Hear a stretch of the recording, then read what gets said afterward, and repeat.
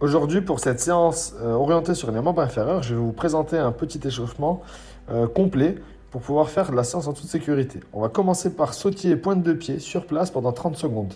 Dans la même logique et dans la continuité du premier exercice d'échauffement, on va sautiller sur la pointe de pied d'une jambe à la fois pendant 15 secondes. L'objectif est de ne jamais faire toucher le talon au sol à partir du moment où on le sautille.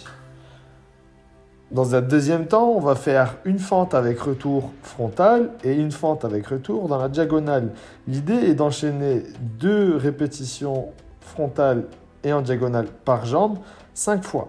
Le TWV, vous le connaissez maintenant par rapport à la vidéo précédente, va permettre de chauffer la coiffe des rotateurs, élévateurs et fixateurs.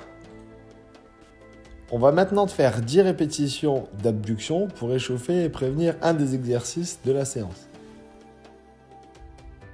On va terminer l'échauffement avec un petit exercice de gainage dynamique, 10 ouvertures, 5 de chaque côté pour finir l'échauffement.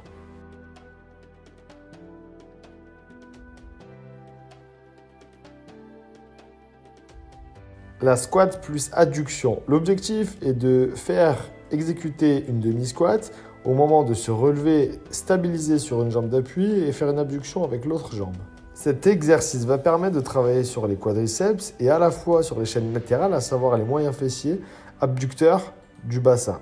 Le Romanian One Leg Deadlift, nom un peu savant, permet de solliciter la chaîne postérieure de la jambe d'appui. On va chercher à étirer l'ischio et à faire en sorte que celui-ci contrôle la posture.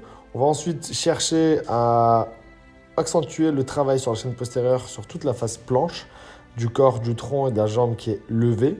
L'objectif est de se positionner en position planche et de revenir de manière rapide. Le hip thrust, lui, sert à activer la chaîne postérieure. L'objectif de cet exercice est de se positionner sur les talons, bras levés en direction du plafond et faire un mouvement d'ouverture. Arrêtez le mouvement à partir du moment où vous êtes droit et aligné. N'allez pas plus haut pour ne pas creuser le dos. Pour finir, on va faire un exercice de fente.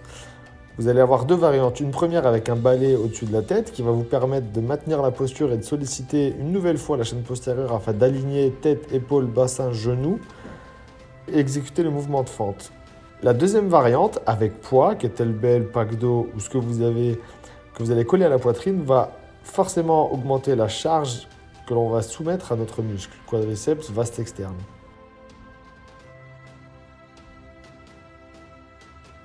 C'est tout pour aujourd'hui. Maintenant, à vous de bouger.